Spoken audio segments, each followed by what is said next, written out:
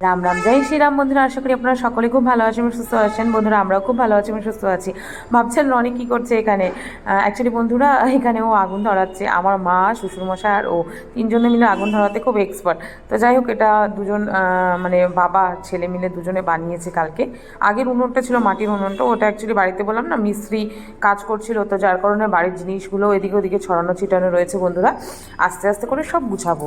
আর দেখুন, বাবা, মা, রনি আর আমরা চারজন এখানে বসে আছি।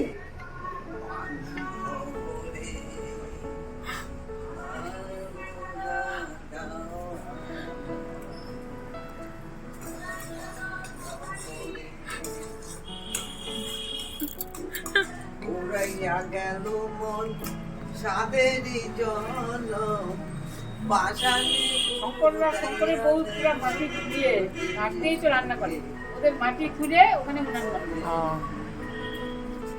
তাহলে তো ভালোই, গ্যাস খরচা হয় না। তাহলে তো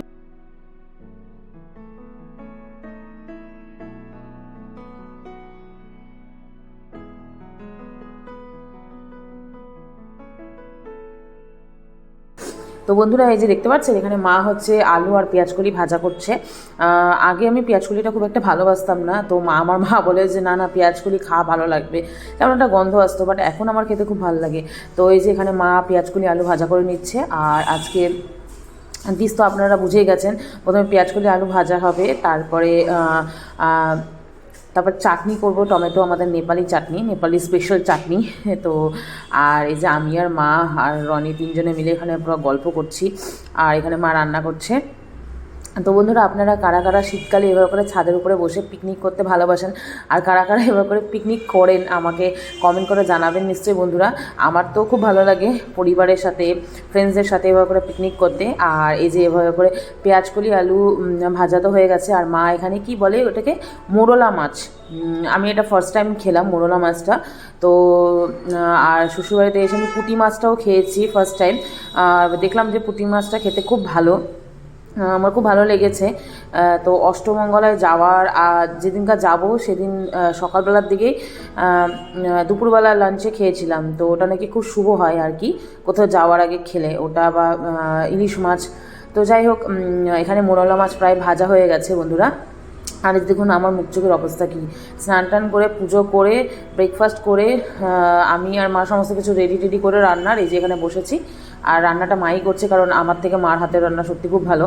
আর আমি একটু স্পাইসি টাইপের বানাই, তো আমার শ্বশুরবাড়িতে আমার মা, মানে শাশুড়ি মা আর আমার যে ভাই আছে দেওর, খুব কম ঝাল খায়। তো আমার হাজব্যান্ড মানে রনি আর শ্বশুরমশাই ঝাল খেতে খুবই ভালোবাসে।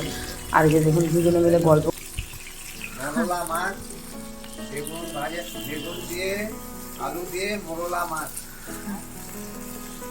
হ্যাঁ, আর তার সঙ্গে সঙ্গ দিচ্ছে তার বড় ছেলে,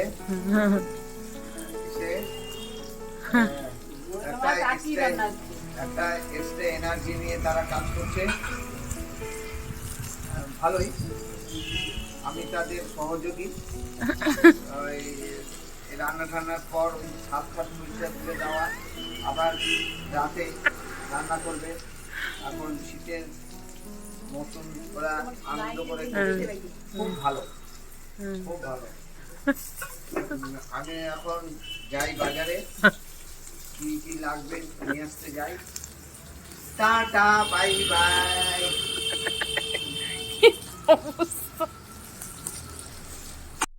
বন্ধুরা, দেখলেনই বাবাকে, বাবা বললাম না খুব মিশুকি মানুষ, উনি সবার সাথে কথাবার্তা বলতে খুবই ভালোবাসেন। আর এই যেখানে মাছ আর বেগুনটা ফ্রাই করা হয়ে গেছে, এখানে মা এখন ওই যে মোরলা মাছের চচ্চড়ি বানাবে আলু আর বেগুন দিয়ে, আর পরে একটু ধনেপাতা দেবে আর কি। মার হাতের রান্না খুব ভালো লাগে আমার, আর মানে আমার কাছে আমার দু মায়ের হাতের রান্নাই খুব প্রিয়। তো যাই হোক, আর ঠান্ডাকালে না এভাবে করে দেখবেন গরম গরম খেতে সত্যি খুব ভালো লাগে, মানে খাবারের স্বাদ আরও 10 গুণের থেকেও 1000 গুণ বেড়ে যায়। আমার তো খুব ভালো লাগে এভাবে করে গরম গরম খেতে শীতকালে। তো এই যে মা এখন আলুটা তো একটু কষিয়ে নিল আর কি, মশলা টশলা দিয়ে, আর সাথে এই যে বেগুনটা ফ্রাই করে এখানে দিয়ে দিয়েছে, এখন বেগুনটাও কষিয়ে নেবে। বন্ধুরা, দেখতে পাচ্ছেন। বন্ধুরা, দেখলেন এখানে এই যে মা তো এদিকে মাছের চচ্চড়ি, সরি মাছ বলছি, মাছের চচ্চড়ি অলমোস্ট হয়ে গেছে বন্ধুরা। আর সত্যি বলতে খেতে দারুণ হয়েছে, আমার তো খুব ভালো লেগেছে। আর এই পর্যন্ত রাখলাম বন্ধুরা। আর এই যে এখানে বাবা মা আর ভাই খেতে বসেছে।